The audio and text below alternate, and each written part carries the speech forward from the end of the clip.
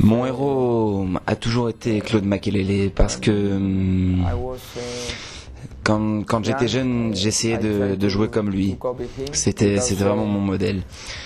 Et je pense que c'était à l'époque un des meilleurs milieux défensifs du monde.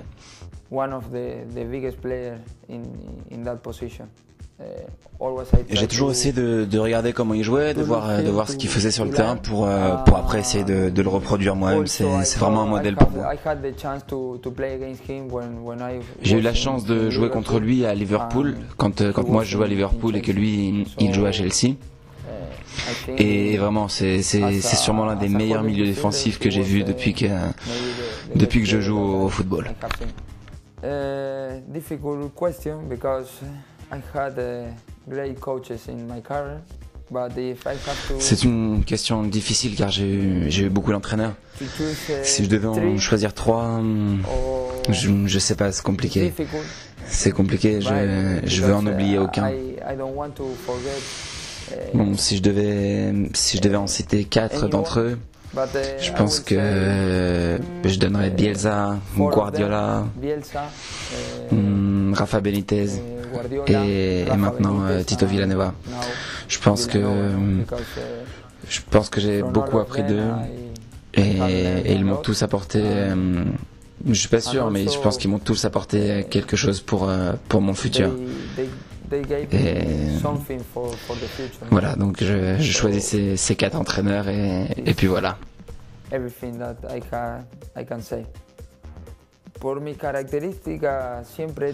Une de mes caractéristiques, c'est que j'ai toujours essayé d'entrer sur le terrain pour tout donner. Des fois, évidemment, dans le football, il y a des choses qui vont bien ou qui vont mal. Mais j'ai toujours été tranquille car je sais que j'ai toujours tout donné pendant les entraînements ou pendant les matchs. J'ai toujours donné le meilleur de moi dans une équipe, dans les entraînements, dans les matchs. Quand tout ne va pas pour le mieux, il faut essayer de rester tranquille, apprendre de ses erreurs. Surtout, il faut pas devenir fou et corriger les erreurs petit à petit. C'est quelque chose d'important dans le football, quand les choses vont bien et quand elles vont mal, d'avoir un équilibre. Il faut surtout pas penser que quand tu vas bien, tu es le meilleur du monde et quand les choses vont mal, c'est la fin du monde. Il faut trouver un équilibre et travailler jour après jour pour s'améliorer.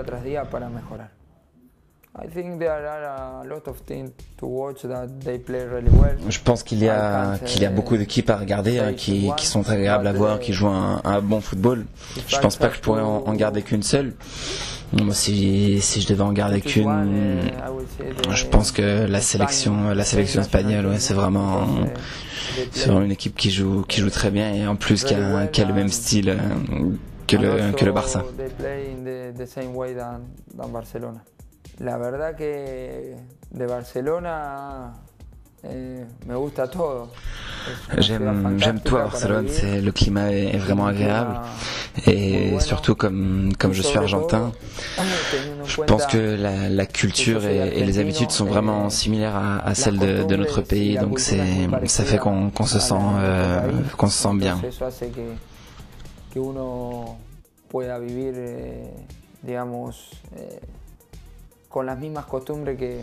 Cela permet de vivre comme je le faisais en Argentine et c'est fondamental quand tu as une famille, car ça te permet de mieux supporter d'être loin de chez toi.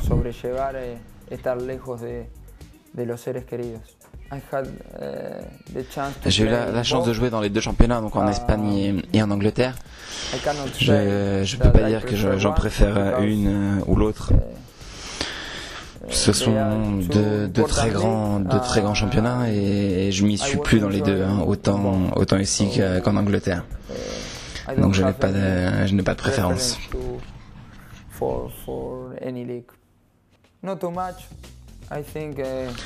Je ne suis pas vraiment superstitieux. Je pense que la seule manière pour que les choses fonctionnent, c'est de travailler dur et d'essayer de donner le meilleur de soi tous les jours à l'entraînement. Travailler jour après jour et je pense que c'est la meilleure superstition qu'on peut avoir. I don't have too much preference for the music, but if I have to choose Je n'ai pas vraiment de préférence musicale. Bon, si je dois donner un nom, je dirais Joaquin Sabina. C'est un chanteur espagnol que j'aime beaucoup. Je l'écoute, j'ai la chance de pouvoir l'écouter quand je viens à l'entraînement en voiture ou quand je suis tranquillement à la maison. Oui, c'est vrai, je mets ses chansons et c'est peut-être celui que je préfère écouter. Oui.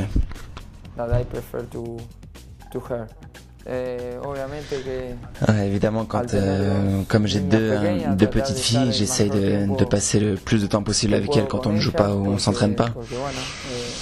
Le problème, c'est quand on joue dans un club comme le Barça, on joue tous les 3 jours. Et avec les voyages pour aller jouer à l'extérieur, ça nous enlève beaucoup de temps. Donc quand j'ai un peu de temps à la maison, mais je passe du temps avec elles. Voilà, je m'entraîne pas, je joue pas, donc je reste avec mes 2 filles et je profite de la vie avec elles. Je pense que mon film préféré c'est La vie est belle, un film italien. C'est un film que j'ai eu la chance de voir et j'ai été impressionné quand je l'ai vu. Et donc à chaque fois que je peux le revoir, j'essaie de le faire car j'adore ce film.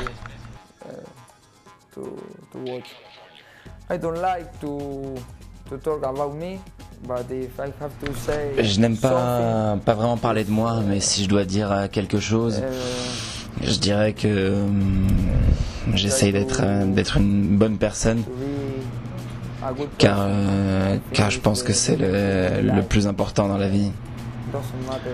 Jouer mal au football ou bien jouer, gagner ou perdre, c'est pas réellement important dans la vie. Je pense que le plus important c'est d'être une bonne personne et que les gens avec qui tu travailles, avec qui tu vis soient contents d'être avec toi et t'apprécient. La vie de footballeur passe par de nombreuses fois par des hauts et des bas. Dans mon cas, grâce à Dieu, je n'ai pas à me plaindre depuis 10 ans que je joue au football au niveau professionnel. Globalement, tout a été bien, je ne peux pas plaindre, ça a été même mieux que ce que j'espérais. Un de mes pires moments, si je dois en choisir un, ça a été sûrement avec les Corinthians que j'ai eu. Je me suis blessé au Brésil donc, et j'ai été blessé pendant 8 mois. Donc 8 mois en dehors des terrains. Pour un footballeur, c'est le fait de ne pas pouvoir t'entraîner, de ne pas être dans le groupe, est la chose la plus compliquée qui puisse t'arriver. Voilà pour les blessures. Concernant le sportif, quand j'ai joué à West Ham, c'était un moment difficile parce que j'ai pas joué.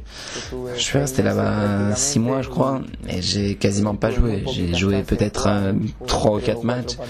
Ça a été un moment difficile parce que je venais d'arriver en Europe, dans un pays que je connaissais pas. Je parlais pas la langue, donc c'était pas facile. C'est vrai que l'adaptation est toujours plus simple quand tout va bien sur le plan footballistique, mais là ça n'avait pas été le cas.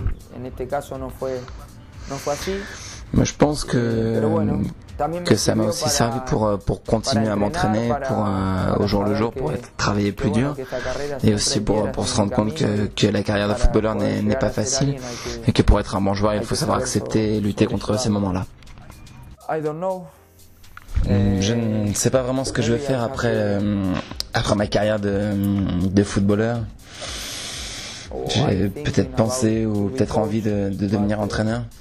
Mais pour le moment, je pense que je suis encore jeune pour penser à cela. Évidemment, j'ai une grande passion pour ce sport et j'essaie bien sûr de faire quelque chose qui est en rapport avec le football. C'est une grande passion, donc ouais, c'est quelque chose que j'aimerais faire dans le futur.